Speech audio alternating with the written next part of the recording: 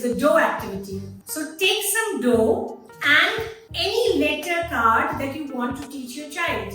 It can be plastic letters, wooden letters, or just flashcards. Take it and the dough. Place those cards. So I am taking one letter that is formed by standing and sleeping line, another letter that is formed by slanting lines, and the third one formed by curved lines. So take the dough and ask your children to roll it. So they are going to roll it. This is an excellent gross motor skill. Any Montessori activity does not cater to only one skill. So here, we're going to divide this and the child will try and copy this letter. Standing line, standing line.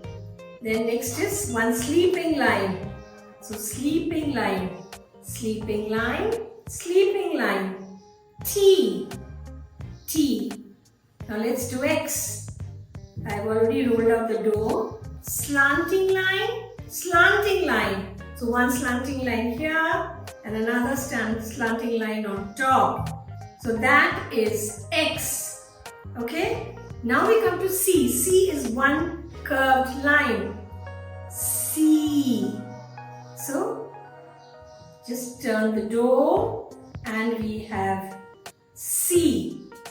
T, X and C.